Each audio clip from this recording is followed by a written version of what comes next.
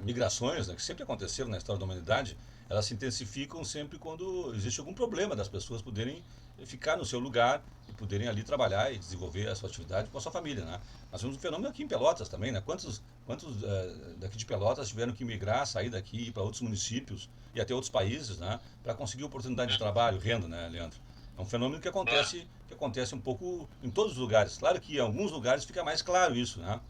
Agora, uma crise lá na Venezuela, problema mais pontual, a gente vê que há um aumento da migração mesmo, né? Mas, num certo sentido, né, isso é algo que na história da humanidade sempre aconteceu, né? Essas migrações, essas movimentações, isso deveria ser tido como mais natural também. A gente deveria ter uma percepção de maior naturalidade em relação a isso, né? Porque se nós vamos pensar, Leandro, nós estamos aí com 1,7 nascimentos por casal no Brasil.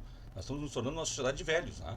São cada vez menos pessoas nascendo e rapidamente estamos envelhecendo. Então o Brasil vai precisar de pessoas jovens que venham para cá.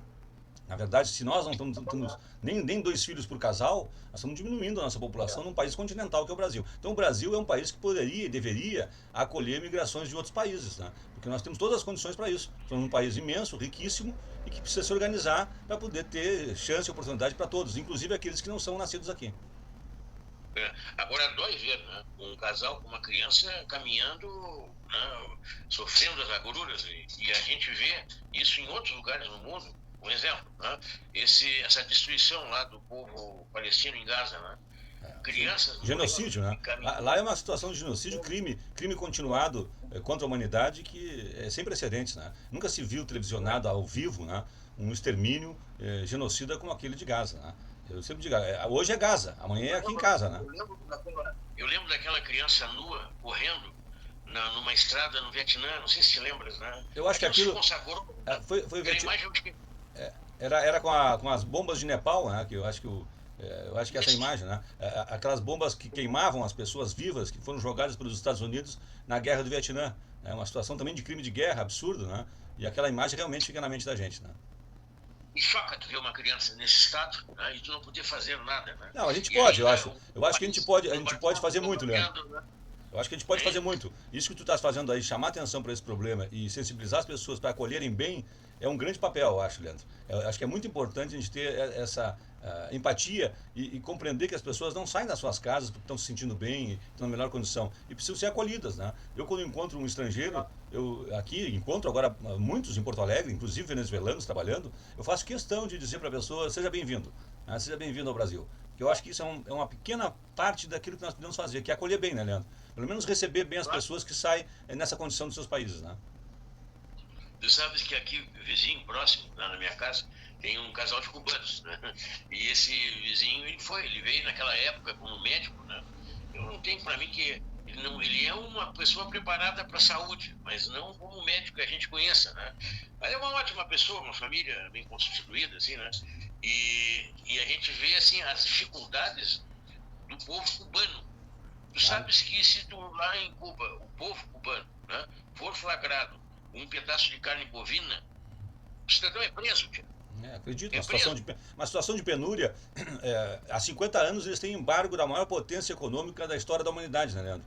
Embargo econômico. É uma 50 situação. anos eles não conseguiram comprar Claro. vaca e comprar embriões ou comprar inseminação e fazer um rebanho para sustentar a população. Olha, sinceramente, isso aí, eu particularmente, é um desrespeito, uma desconsideração com o próprio povo. Porque Eu não conheço profundamente a realidade de Cuba, mas eu percebo o seguinte, Leandro: uma ilha pequenininha que é Cuba, né, com embargo econômico há 50 anos, não é parâmetro para a gente fazer avaliação da capacidade deles ou não, porque eles sofrem um embargo econômico da maior potência do mundo. Se eles não tivessem esse embargo e tivessem uma administração ruim, nós poderíamos avaliar melhor. Agora, tendo o embargo econômico que eles têm, eu não sei como é que eles sobreviveram até agora.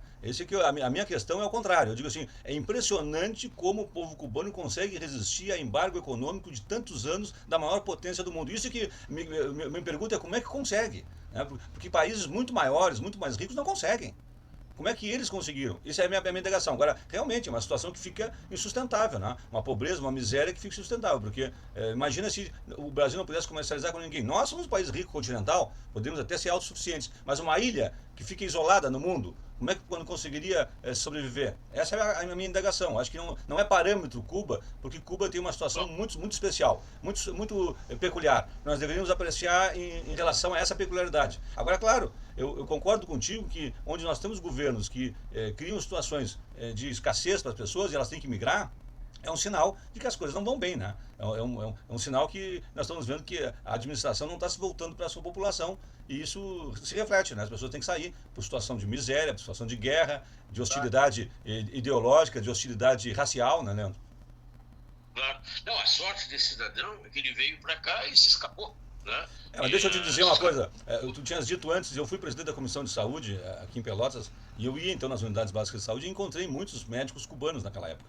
Mas tu sabe que, Leandro, para a questão da saúde da família, os médicos cubanos eram muito elogiados pela comunidade. Eu lembro, inclusive, um episódio que me marcou muito, que quando uma médica cubana saiu da colônia Maciel, que eles iam designados para lugares onde os brasileiros não queriam ir, por exemplo, na colônia, essa médica que saiu da colônia Maciel, fizeram uma festa na colônia Maciel para agradecer ao trabalho que essa médica cubana fez naquela comunidade. Isso eu nunca vi em nenhuma outra comunidade. Eu nunca vi um agradecimento festivo de uma comunidade para uma médica que sai. Eu vi quando a médica cubana que atuou na colônia Maciel saiu e as pessoas elogiavam muito o trabalho dela.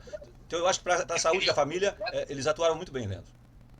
Eu tinha curiosidade de ver qual é o desempenho desses grupos, né, fazendo a prova de medicina para, né, regularizar o diploma. Eu tenho curiosidade de Olha, saber Leandro, eu vou qual te seria dizer, a a prova. Cuba é reconhecida como preparadora de médicos há muitos anos, né? Se há uma coisa que Cuba fez foi investimento em educação. As pessoas em Cuba, e isso são índices que a gente pode agora entrar na internet e procurar, são índices impressionantes de como eles conseguiram melhorar a qualificação da sua população. Tem muitos médicos, tem muitos enfermeiros, tem muitos dentistas, eles inclusive fazem esse trabalho de expansão para o resto do mundo.